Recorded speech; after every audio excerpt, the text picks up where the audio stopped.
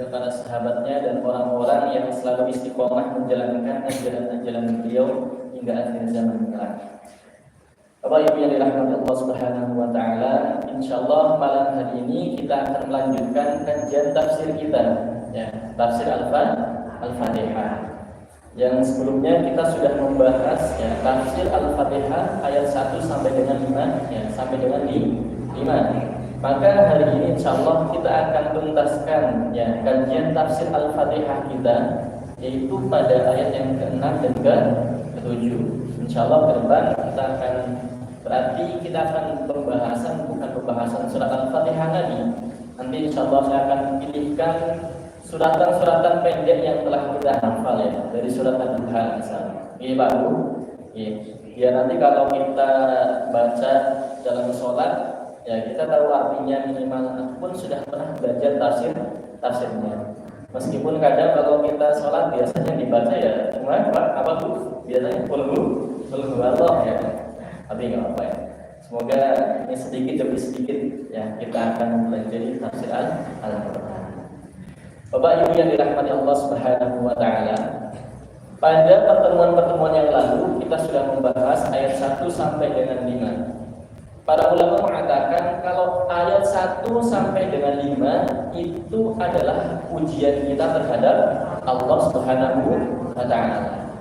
Sedangkan ayat yang ke-6 dan 7 itu adalah permohonan kita, permintaan kita, doa kita kepada Allah Subhanahu wa ta'ala. Jadi dibagi menjadi dua bagian. Karena dalam sebuah hadis qudsiyyah Allah Subhanahu wa ta'ala berfirman, "Qasamtu sholata baina 'abdi baini wa baina 'abdi nisfain." Yang artinya adalah saya membagi sholat itu menjadi dua bagian. Maksudnya sholat di sini adalah surat Al-Fatihah. Dulu sudah pernah belajar kita, salah satu nama surat Al-Fatihah adalah sholat. Kenapa kok surat Al-Fatihah dinamai surat sholat? Karena sholat itu tidak sah kecuali dengan membaca surat Al-Fatihah. Maka sholat yang tidak membaca surat Al-Fatihah maka tidak sah. Nah, karena itu Al-Fatihah juga dinamakan dengan surat sholat ya. Al-Fatihah itu surat sholat. Firman Allah bahwasanya aku membagi Al-Fatihah itu menjadi dua bagian antara aku dengan hambaku. Itu firman Allah Subhanahu wa ta'ala. Maka ketika seorang hamba itu membaca Bismillahirrahmanirrahim, itu ayat Al-Fatihah yang keberapa Pak? Yang pertama. Maka kata Allah, hambaku sedang menyanjungku. Kemudian ketika hamba itu membaca Alhamdulillahirabbil alamin, maka Allah mengatakan hambaku sedang memujiku. Kemudian ketika hamba itu membaca apa tadi? Alhamdulillahirabbil alamin, Ar-Rahmanirrahim. Ya, Ar-Rahmanirrahim tadi apa? Alhamdulillahirabbil alamin, Ar-Rahmanirrahim, Maliki yaumiddin. Tadi Maliki yaumiddin. Maka Allah hambaku sedang mengagungkan aku.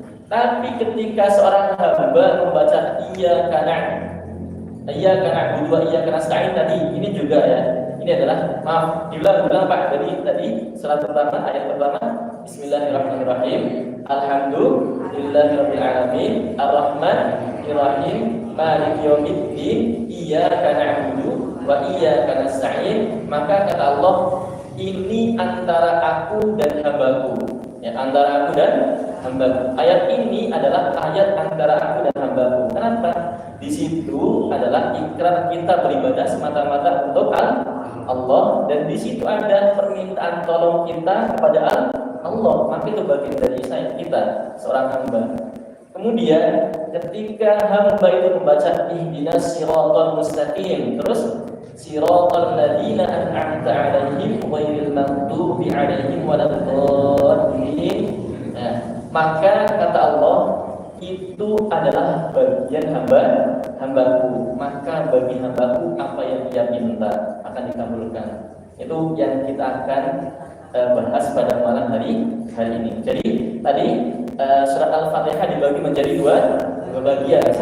Yang bagian pertama untuk Allah,